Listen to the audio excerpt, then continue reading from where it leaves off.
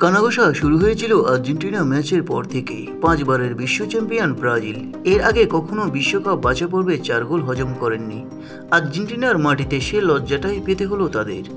এর আগে থেকে অবশ্যই খুব একটা সুবিধাজনক অবস্থায় ছিলেন না দরিবল জুনিয়র। পারফরমেন্সের নিম্নমুখী গ্রাফের কারণে ব্রাজিল ফুটবল ফেডারেশন থেকে ভক্ত সবার কাছে নিন্দার পাত্র হয়েছিলেন তিনি। তবে ফলাফলটাও চলে এলো এক সপ্তাহ পার হওয়ার আগে। 2026 বিশ্বকাপে ব্রাজিল ফাইনাল খেলবে এমন প্রতিশ্রুতি দিলেও নিজের কাজটা ঠিকঠাক করা হয়নি দরিবলের, যে কারণে ব্রাজিল দলের দরিবল অধ্যায়ের সিবিএফ সব মিলিয়ে 14 মাসের জন্য স্থায়ী হলেন সাবেক চ্যাম্পিয়নদের এই কোচ। তবে ব্রাজিলিয়ান কনফেডারেশন জানাচ্ছে কোচ দরিবল জুনিয়র আর দায়িত্ব নেই। বোর্ড তাকে ধন্যবাদ জানাচ্ছে এবং তার ভবিষ্যতের জন্য শুভকামনাও জানাচ্ছে। এখন থেকে সিবিএফ তার বদলি সন্ধান করবে।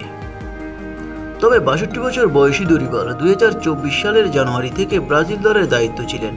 এর আগে তিনি ব্রাজিলের প্রায় 27টি ক্লাবে কোচ হিসেবে ছিলেন। তার প্রথম ম্যাচ ছিল ইংল্যান্ডের বিপক্ষে। সেই ম্যাচে তিনি জিতেছেন 1-0 গোলে।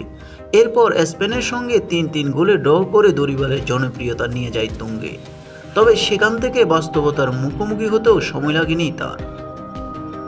তবে ব্রাজিলিয়ান ভক্তরা তাকিয়ে আছে কে আসবে পরবর্তী কোচ, আর কে এসে পূর্ণ করবে ব্রাজিলের মন মাতানো সেই ছন্দের খেলা।